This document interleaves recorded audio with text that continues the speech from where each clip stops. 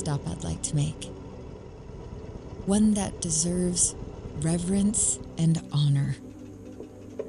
Just beyond the quiet roads of Euharlee is an area that is not often spoken about, but it's deeply felt.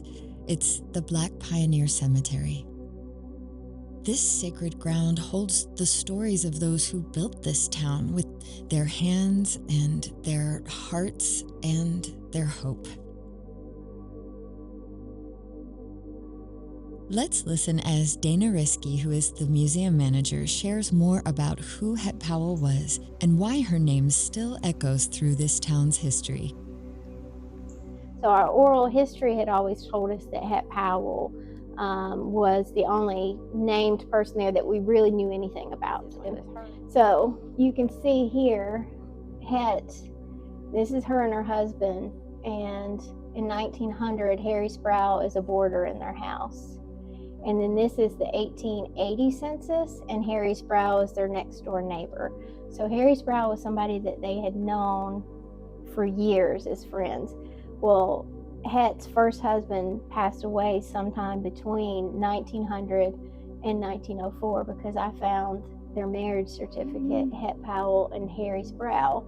So that's where she was. I did find her in 1910, but she's got a different last name. She's Het Sproul. And that led me to find her death certificate where she's listed as Hetty Sproul.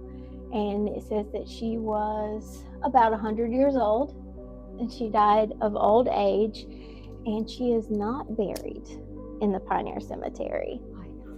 She is actually buried in what's called Drummond Hill Cemetery. It's not far from here. Very important cemetery as well. And it always bothered me with Het was why her family chose to bury her there even after she was freed, and they'd already established their own church, which was over near Drummond Hill. And it made me feel so much better to know that she's buried in Drummond Hill, because that's also known as the Good family cemetery, and that's what her descendants are. That's all her family that is buried there. And we're planning on amending our memorial that's out there and rededicating it, but we actually want to rededicate it to the Pioneer Cemetery and Drummond Hill, because she may not be buried in the Pioneer Cemetery.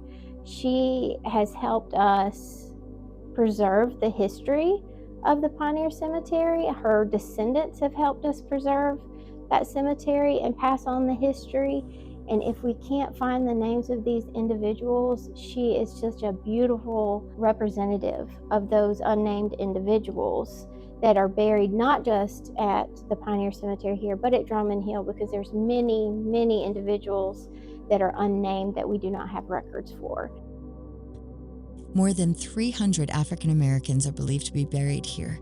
Enslaved people who lived and died nearby, their stories often left out of textbooks, but never erased from the land. Euharlee surprised me. It's a town held together by old bridges and old churches, and even older stories, some whispered, some almost lost. But they're still here. In the creak of the wood, in the hush of the pews, and in the silence of unmarked graves. And I guess as I learn to honor the pieces of myself in my own past, I'm learning how to honor places like this too. Places like this remind me of why I ride, to listen, to learn, and to honor the names we remember, and especially the ones we almost forgot. We can each remember. History isn't just what's been written down, it's what we choose to carry forward. Thanks for riding with me on this stretch of History Highway. Until next time.